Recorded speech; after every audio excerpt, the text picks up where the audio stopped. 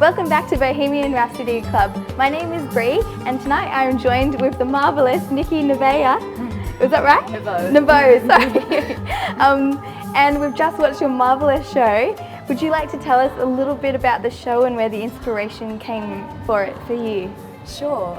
Tonight's show, The Lady From Shanghai, was inspired by the 1947 Orson Welles film classic, which has the same title. It's a film noir, and what I wanted to do was to combine elements of performing arts like burlesque, cabaret, vocals, film projection, and even shibari, rope technique. So to combine all of those elements to create a film noir cabaret experience. So the show is about femme fatale, the lady from Shanghai, who's avenging her lover's death. Yes, it's 7 o'clock. Sounds interesting. And I like how you've combined a lot of different elements for like the audience to engage with, you know, like sight, visuals, and song and movement.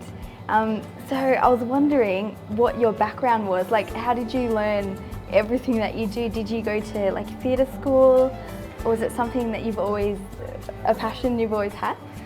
It's definitely a passion that I've always had since I was a teenager. I've always loved the performing arts, and I guess that I've been on a performing arts journey, starting with opera singing. When I was just 17, I started singing opera, and then that took me into musical theatre, and then I was in a band and wrote original music and did that for several years, and naturally that took me on to use more theatrical elements in my performance on stage, and then into burlesque, and finally cabaret. And I've been doing cabaret shows now for about 5 years. I love it so much, and this is what I want to do. I feel more satisfaction doing cabaret because I get to combine all of those elements, and I feel that it's just a lot more satisfying for me as a performer, and I think for the audience as well, to have all of those elements, visual and audio, and even, you know, we're burning incense tonight, so just even engaging the sense of smell, so as many things as we can. Yeah. Well, it's awesome to hear that you've combined all your passions and all your interests together, and it's being shared with people in this kind of format. So I think that's really cool.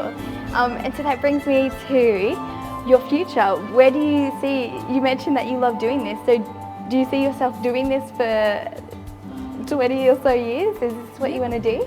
Definitely. Well, for even the shorter term, my plan is to tour the shows that I'm writing. I'm actually working on a new production at the moment, but the plan is to tour.